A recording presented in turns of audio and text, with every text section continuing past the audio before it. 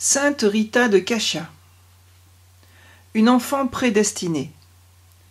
Nous sommes en 1380, à Caccia, petit village dont brille dans les monts Apennins, à 150 km environ au nord de Rome, au hameau de Roccaporena. C'est dans cet endroit que vit le ménage d'Antonio Lotti et Amata Mancini, des époux qui s'aiment tendrement et qui font l'édification de leur entourage. Ils pratiquent fidèlement les vertus évangéliques. En particulier, ce sont des artisans de paix. On les a surnommés porte-paix, car ils s'efforcent, et le plus souvent avec succès, de régler à l'amiable les différends entre leurs voisins. Mariés depuis déjà un certain nombre d'années, ils auraient tout pour être parfaitement heureux si le ciel leur avait donné la joie d'avoir des enfants. Mais Amata commence à vieillir et il n'ose plus espérer. C'est alors qu'un jour d'automne, tandis qu'elle vaquait aux travaux du ménage, Amata entendit un souffle de vent, puis une voix lui murmura « Ne crains rien, Amata, tu vas donner le jour à une petite fille. Antonio et toi, vous l'aimerez tendrement, et le Seigneur l'aimera encore plus. » Le soir venu, elle confia à Antonio les paroles de l'ange, car qui donc, sinon un ange, aurait pu apporter ce message? À quelque temps de là, un nouveau souffle de vent se fit entendre, et la même voix lui dit « Amata, le jour approche. Cet enfant, tu la nommeras Rita, en l'honneur de sainte Marguerita. Ce petit nom, par elle, deviendra un grand nom. Le mot Margarita en latin veut dire perle. Nous verrons que cet enfant fut bien en effet une perle pour l'Église. C'est ainsi qu'au mois de mai 1381, est née au foyer des Lotto, la petite Marguerita.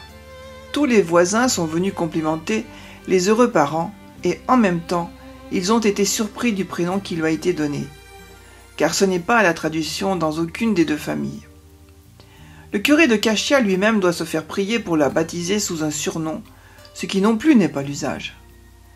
Rita pouvait avoir alors 1 an. Ses parents étaient partis travailler au champ et comme il faisait beau, ils l'avaient emmenée avec eux, couchée à l'ombre dans une corbeille d'osier. Un paysan qui venait de se blesser avec sa faucille se hâte de rentrer chez lui pour se soigner. Passant devant la petite fille, il est tout surpris de voir un essaim d'abeilles voloter au-dessus d'elle. Les insectes entrent même dans sa bouche, mais ne lui font aucun mal. La petite Rita se contente de sourire. Cependant, il approche sa main blessée pour chasser les abeilles, et comme il la retire, il constate qu'elle est parfaitement guérie. Plus la peine donc de rentrer chez lui. Alors il s'empresse de raconter son aventure aux parents qui travaillent à proximité. Les parents, et avec eux tout le village, se demandent « Mais que sera donc cet enfant ?» La petite Rita grandit dans ce foyer si profondément chrétien, où l'on est reconnaissant à Dieu pour la grande faveur si longtemps attendue. Elle reçoit tous les principes et les exemples que l'on était en droit d'attendre dans une telle famille. Dès qu'elle est en âge de comprendre, ses parents lui apprennent ses prières et suscitent en elle l'amour de Dieu et de la Vierge Marie. Très tôt, Rita s'impose elle-même de petites mortifications et refuse toute coquetterie. Spontanément, elle fait tout ce qu'elle peut pour aider ses vieux parents. Vers l'âge de 12 ans, elle commence à penser à la vie religieuse pour pouvoir se consacrer à la contemplation de la passion du Sauveur. Ses parents, eux aussi, pensent à son avenir, mais pas sous le même jour. Ils n'envisagent pas pour elle la vie du cloître.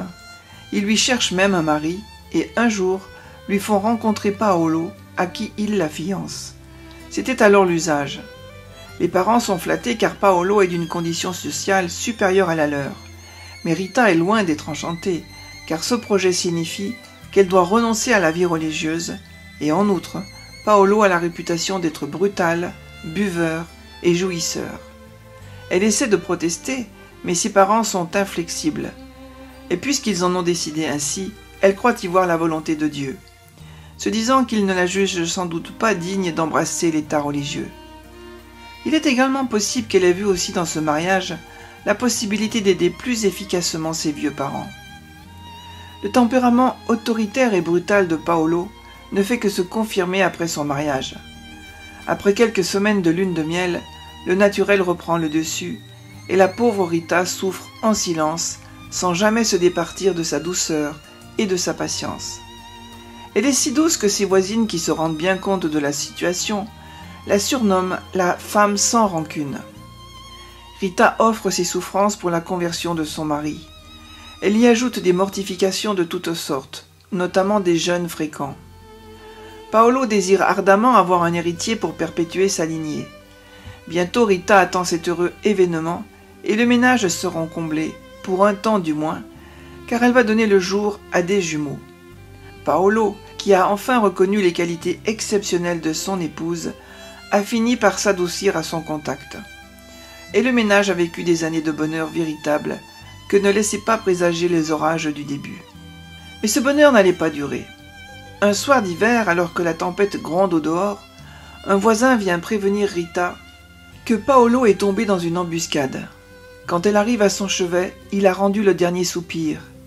Mais le voisin, témoin de ses derniers moments, l'assure que ses dernières paroles ont été un mot de pardon pour ses agresseurs et une prière adressée à Dieu. Rita se console à la pensée que son Paolo est mort en chrétien, le meilleur gage de leur retrouvaille en paradis. On rapporte même qu'une révélation du ciel lui avait fait savoir que son mari était sauvé. Ils avaient vécu 18 ans ensemble. Les jumeaux, eux, n'ont pas pardonné aussi facilement que leur mère.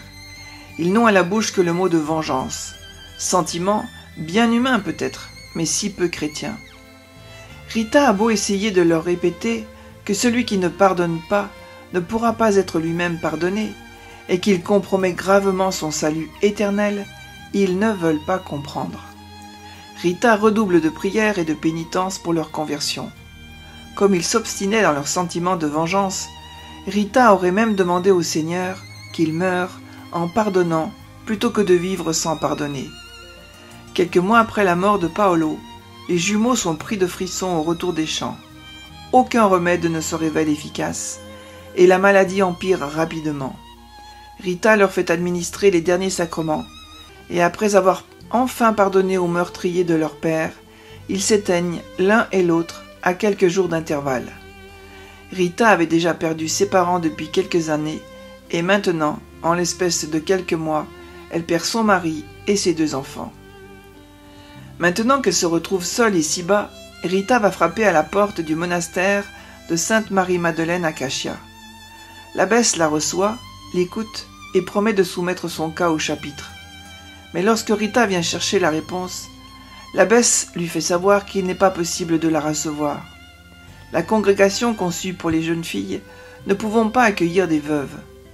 La véritable raison du refus de l'abbesse semble avoir été tout autre.